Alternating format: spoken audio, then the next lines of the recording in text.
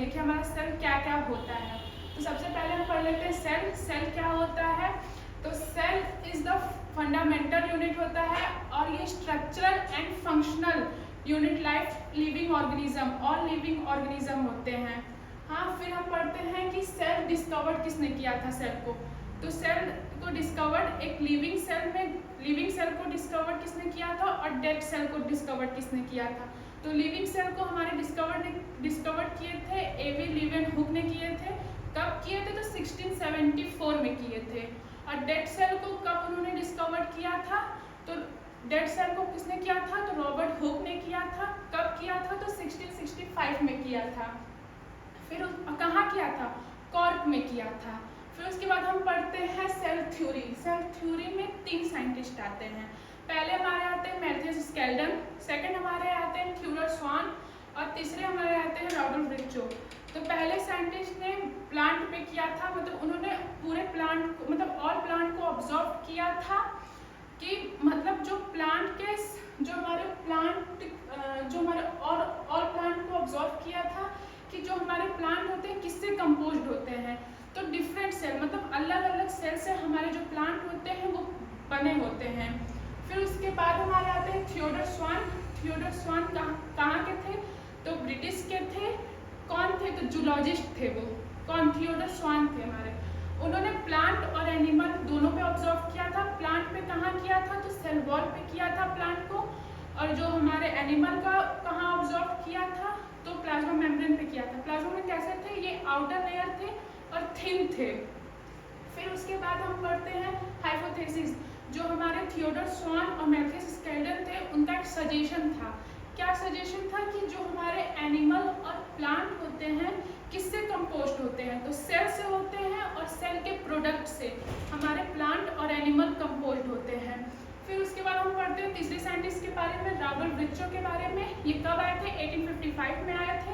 इन्होंने बताया था कि हमारे जितने भी ऑल सेल जो होते हैं कैसे बने होते हैं? प्री एग्जिस्टिंग सेल से बने होते हैं। प्री एग्जिस्टिंग सेल मतलब हमारे पूर्वजों से जो सेल बनते आ रहे हैं उन्होंने ये बताया था। पर वहाँ का यहाँ का हम लोग का लैंग्वेज है कि प्री एग्जिस्टिंग सेल, पर वहाँ का लैंग्वेज क्या था? ओमनीसेलुलर, ईसेलुलर, ये वहाँ का लैंग्वेज था। फिर उसके बाद हम पढ़ते हैं on the basis number cell of 2 types. 2 types के सेल बांटे गए थे। पहला यूनिसेलुलर, दूसरा मल्टीसेलुलर। यूनिसेलुलर क्या होता है? यूनिसेलुलर मतलब सिर्फ एक सेल, मल्टीसेलुलर मतलब बहुत सारे सेल। तो यूनिसेलुलर के बारे में हम पढ़ते हैं जो हमारे ऑर्गेनिज्म बनते हैं वो सिर्फ एक सेल से बनते हैं, जैसे कि एमीबा और ब्लू ग्रीन एल्गी, ये हमारा एग्जाम्पल है। फिर उसके बाद हम पढ़ते हैं मल्टीसेलुलर। मल्टीसेलुलर मतलब एक से ज़्यादा सेल से जो हमारे ऑर्गेनिज्म बनते हैं उन्हें हम मल्टीसेलुलर कहते हैं। जैसे कि ह्यूमन ले लेते हैं और प्लांट, हम लोग का जो सेल होता है बहुत सारे सेल से हम लोग बने होते हैं। प्लांट भी हमारा बहुत सारे सेल से बना होता है। तो ये एग्जाम्पल है ह्यूमन और प्लांट। फिर उसके बाद हम पढ़ते हैं सेल डिफर किस पे करता है। सेल हमारा डिफर करता है साइज और शेप पे। तो पहले हम पढ़ते हैं साइज, कि हमारा साइज क्या क्या होता है। तो सबसे स्मॉलेस्ट साइज किसका होता है? माइकोप्लाज्मा का होता है, जो कि 0.3 माइक्रोमीटर का होता है। फिर उसके बाद हम पढ़ते हैं लार्जेस्ट सेल। लार्जेस्ट सेल किसका होता है? एग, ऑस्ट्रिच ऑफ एग, जो ऑस्ट्रिच का एग होता है उसका सबसे लार्जेस्ट सेल होता है। अगर हम देखेंगे कवर में कि अगर हमारा कवर होने के बाद कितना होता है तो 7 सेंटीमीटर का होता है। पर विदाउट कवर जब उसको हम अंडे को बाहर निकालेंगे, जब उसको कवर से हटाएंगे तो वो हमारा कितने का होता है? 3 सेंटीमीटर का होता है। फिर उसके बाद हम पढ़ेंगे लॉन्गेस्ट सेल। लॉन्गेस्ट सेल किसका होता है? जो नर्व सेल होता है ह्यूमन के अंदर वो सबसे लॉन्गेस्ट सेल होता है। वो कितना होता है? 90 सेंटीमीटर से लेके 1 मीटर तक होता है। फिर उसके बाद हम क्या पढ़ेंगे? Size of bacteria. Size of bacteria कितने होते हैं? तो 3 से 5 माइक्रोमीटर के होते हैं इनकी साइज। और ह्यूमन की आरबीसी कितनी होती है? उसका ह्यूमन का आरबीसी का डायमीटर कितना होता है? 0.7 माइक्रोमीटर का होता है। फिर उसके बाद हम पढ़ते हैं शेप। शेप कितने होते हैं? शेप 6 होते हैं। पहला शेप होता है डिस्क शेप का, दूसरा हमारा होता है पॉलीगोनल का, तीसरा हमारा कॉलम्युलर और चौथा हमारा क्यूबॉइड और पांचवा हमारा थ्रेड और छठवां हमारा इरेगुलर। फिर उसके बाद हम पढ़ते हैं कि सेल जो होते हैं हमारे 2 टाइप्स के होते हैं सेल मेम्ब्रेन के बेसिक। हाँ, पहला हमारा प्रोकैरियोटिक, दूसरा हमारा यूकैरियोटिक। प्रोकैरियोटिक जो हमारा होता है, मतलब प्रो मतलब पुराना और यू हैं, तो जो प्रोकैरियोटिक है हमारा उसका राइबोसोम कितना होता है 70S, S मतलब यूनिट, तो हमारा जो राइबोसोम होता है 70S का होता है, पर यूकैरियोटिक में कितना होता है 80S 70S दोनों होता है, पर इसमें 70S बस सिर्फ दो चीज में होता है, पहला हमारा प्लास्टिड और दूसरा हमारा माइटोकॉन्ड्रिया, सिर्फ 70S इन दोनों में होता है, किसका यूकैरियोटिक का, और लेकिन प्रोकैरियोटिक का राइबोसोम 70S होता है। फिर हम पढ़ते हैं कि जो हमारा न्यूक्लियर मेम्ब्रेन होता है प्रोकैरियोटिक में वो क्या होता है एब्सेंट होता है, उसमें नहीं पाया जाता है, पर हमारे यूकैरियोटिक में न्यूक्लियर मेम्ब्रेन क्या होता है प्रेजेंट होता है। फिर हमारा प्रोकैरियोटिक में हम देख लेते हैं सेल मेम्ब्रेन, उसमें सेल मेम्ब्रेन प्रोकैरियोटिक में हमारा एब्सेंट होता है, पर यूकैरियोटिक में हमारा प्रेजेंट होता है। फिर हम डीएनए देख लेते हैं, इसमें जो प्रोकैरियोटिक है हमारा इसमें का डीएनए जो होता है नेट मतलब घिरा होता है, लेकिन यूकैरियोटिक में डीएनए जो होता है हमारा कवर होता है हिस्टोन प्रोटीन से। फिर उसके बाद हम देख लेते हैं मेम्ब्रेन बाउंड ऑर्गेनल, ये हमारा प्रोकैरियोटिक में एब्सेंट होता है लेकिन यूकैरियोटिक में हमारा प्रेजेंट होता है। ये हमारा था प्रोकैरियोटिक यूकैरियोटिक के बारे में। उसके बाद हम पढ़ते हैं कि बैक्टीरिया जो होता है सेल मतलब ये प्रोटेक्टिंग कैसे होता है सेल इन्वेलपमेंट केमिकली कॉम्प्लेक्स से होता है प्रोटेक्टिंग कवरिंग। ये 3 टाइप्स के होते हैं जो कि टाइटली लेयर होते हैं। पहला हम पढ़ते हैं ग्लाइकोलेरिक्स सेल वॉल, तीसरा प्लाज्मा मेम्ब्रेन। ग्लाइकोकेलिक्स जो होते हैं हमारे ये आउटर लेयर के होते हैं, और जो हमारे सेल वॉल होते हैं वो मिडिल होते हैं मतलब बीच में, और जो हमारे प्लाज्मा मेम्ब्रेन होते हैं वो इनर होते हैं। तो पहला हम पढ़ते हैं ग्लाइकोकेलिक्स। ग्लाइकोकेलिक्स क्या होता है, तो पहला तो इसमें टॉपिक है कि आउटर लेयर होते हैं, फिर दूसरा टॉपिक है हमारा कि जो इनका कॉम्पोजिशन और थिकनेस होता है वो वेरी करता है डिफरेंट बैक्टीरिया पे।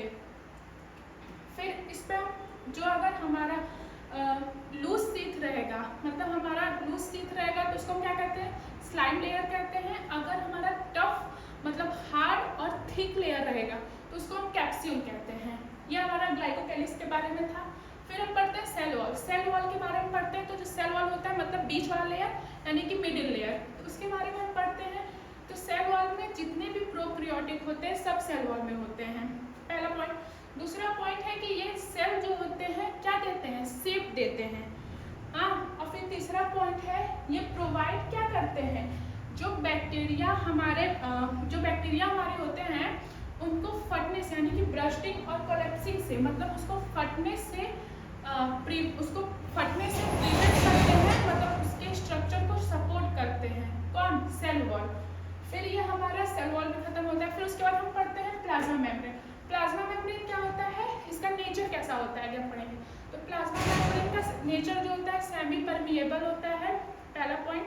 और दूसरा पॉइंट क्या होता है ये किसको इंटरेक्ट करते हैं तो आउटर लेयर को करते हैं। आउटर लेयर मतलब अभी हम पढ़े हैं कि ग्लाइकोकेलिक्स होता है आउटर, तो प्लाज्मा मेम्ब्रेन जो होता है इंटरेक्ट करता है आउटर लेयर को यानी कि ग्लाइकोकेलिक्स को, और इसका जो स्ट्रक्चर होता है वो सिमिलर कैसा होता है यूकैरियोटिक, मतलब ज़्यादा से ज़्यादा इनका स्ट्रक्चर जो होता है यूकैरियोटिक की तरह होता है। फिर उसके बाद हम पढ़ते हैं उसके बाद पढ़ते हैं पिलाई। पिलाई क्या होता है हमारा, तो हम पढ़ते हैं कि पिलाई में जो इसका आगे तो पिलाई में इतनी सारा सरफेस स्ट्रक्चर, इनका जो स्ट्रक्चर होता है वो सरफेस पे होता है।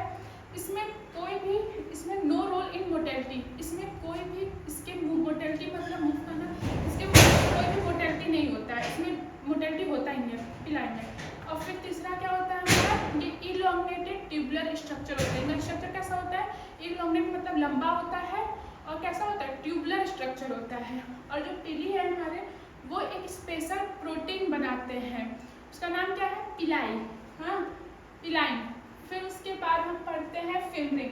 फिम्ब्रिन क्या होता है हमारा, ये छोटा होता है यानी कि स्मॉल होता है, और कैसा स्ट्रक्चर होता है तो उसका ब्रिस्टल लाइक फाइबर होता है।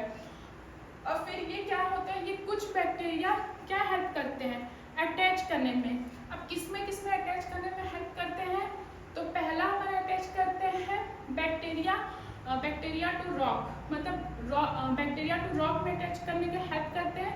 कहाँ पे, तो स्ट्रीम में, हाँ पहला था हमारा। दूसरा हमारा है कि कहाँ अटैच करते हैं, तो होस्ट टिश्यू में अटैच करते हैं, कौन फिम्ब्रिन। फिर उसके बाद हम पढ़ते हैं फ्रेजेला। फ्रेजेला क्या होता है, फ्रेजेला मतलब हम जानते हैं कि मोटाई, जो मूवमेंट करता है, उसे फ्रिजिल्ला कहते हैं। तो जो हमारा मोटाइल बैक्टीरिया है वो सेल वॉल पे जो बैक्टीरिया हमारा मोटाइल करता है सेल वॉल पे, उसका फिलामेंटस कैसा होता है, थिन होता है। और फिर इसका जो फ्रिजिल्ला का जो नंबर और अरेंजमेंट होता है फ्रिजिल्ला का, वो हमारा कैसा, वो वेरी करता है, मतलब कि डिफरेंट बैक्टीरिया में बदलता रहता है। कौन, नंबर और अरेंजमेंट उसका, किसका, फ्रिजिल्ला का। फिर उसके बाद हम पढ़ते हैं कि जो बैक्टीरिया फ्रिजिल्ला होते हैं वो 3 टाइप्स के होते हैं। पहला हमारा फिलामेंटस, दूसरा हमारा हुक और तीसरा हमारा बसल बॉडी। ये था हमारे फ्रिजिल्ला के बारे में। फिर उसके बाद हम पढ़ते हैं मीजोजोम। मीजोजोम क्या होता है, तो मीजोजोम होता है form by infolding the plasma membrane. Mesosome जो होता है हमारा कहाँ फोल्ड होता है, कहाँ इनफोल्डिंग होता है, तो प्लाज्मा मेम्ब्रेन में होता है। कहाँ कहाँ इंक्लूड रहता है, तो वेसिकल में, ट्यूब्यूल में, लैमेलिन में, ये हमारा इंक्लूड होता है मीजोजोम। हाँ, और फिर इसका फंक्शन क्या है, cell wall formation, cell wall का फॉर्मेशन करना, डीएनए रेप्लिकेशन करना, distribution of chromosome to daughter cell. इसमें मतलब ये क्रोमोसोम में डिस्ट्रीब्यूट करता है टू डॉटर सेल को। और फिर इनका लास्ट क्या है, रिस्पिरेशन एंड सिक्रेशन, इनका ये फंक्शन था। और ये जो हमारे मीजोजोम होते हैं ये सरफेस एरिया को इंक्रीज कर देते हैं। किसके सरफेस एरिया को इंक्रीज करते हैं, तो पहला है हमारा प्लाज्मा मेम्ब्रेन और दूसरा है हमारा एंजाइम कंटेंट। ये मतलब प्लाज्मा मेम्ब्रेन और एंजाइम कंटेंट के सरफेस एरिया को इंक्रीज कर देते हैं। फिर उसके बाद हम पढ़ते हैं क्रोमेटोफोर। क्रोमेटोफोर क्या होते हैं, जितने भी हमारे मेम्ब्रेनस होते हैं वो कहाँ कहाँ फोल्ड होते हैं, तो पहला हमारा फोल्ड होते हैं प्रोकैरियोटिक में और दूसरा हमारा फोल्डिंग होते हैं साइनोबैक्टीरिया में। और ये क्या रखते हैं, इट कंटेंट पिगमेंट, ये क्या रखते हैं, ये पिगमेंट को रखते हैं। फिर उसके बाद हम पढ़ते हैं इंक्लूजन बॉडी। इंक्लूजन बॉडी क्या होता है, पहला इनका पॉइंट है कि नॉन मेम्ब्रेनस होते हैं। फिर दूसरा पॉइंट है इनका कि ये जो रिवर्स मटेरियल होते हैं उनको ये स्टोर करते हैं। कौन करता है स्टोर, तो इंक्लूजन बॉडी स्टोर करते हैं। फिर हमारा सबसे इंपॉर्टेंट इनका एग्जाम्पल है, तो हम एग्जाम्पल पढ़ लेते हैं। पहला हमारा एग्जाम्पल है फॉस्फेट ग्रैनुअल्स, दूसरा हमारा साइनोफाइसियन ग्रैनुअल्स, तीसरा हमारा ग्लाइकोजेन ग्रैनुअल्स, चौथा हमारा गैस पॉक्यूल्स। फिर हम पढ़ते हैं राइबोसोम। राइबोसोम क्या होता है, तो इनको फर्स्ट ऑब्जर्व कब किया गया था, under the electron microscope. Electron microscope पे हमारा फर्स्ट ऑब्जर्व हुआ था राइबोसोम। किसने किया था, तो ग्रिगोर्स पैलेट ने किया था।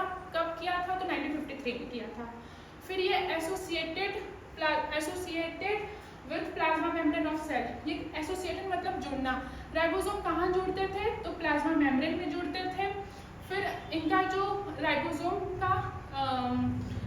का कितना यूनिट था, तो 70S था।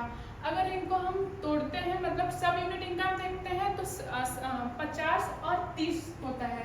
फिर इनकी साइज क्या होती है, 15 नैनोमीटर से 20 नैनोमीटर तक इनकी साइज होती है। और जो राइबोसोम का जो साइट होता है, ribosome site of the protein synthesis, मतलब साइट मतलब एक जरिया। ये प्रोटीन सिंथेसिस मतलब प्रोटीन को बनाने का एक जरिया था राइबोसोम। फिर उसके बाद हम पढ़ते हैं कि अगर सिंगल mRNA प्लस राइबोसोम, अगर हमारा एक mRNA और राइबोसोम अगर जुड़ता है तो उसको हम क्या कहते हैं, पॉलीसोम कहते हैं या पॉलीराइबोसोम कहते हैं। फिर हमारा लास्ट टॉपिक है, लास्ट हमारा है composed of RNA plus protein. ये कंपोस्ट किससे होते हैं, RNA प्लस प्रोटीन से होते हैं।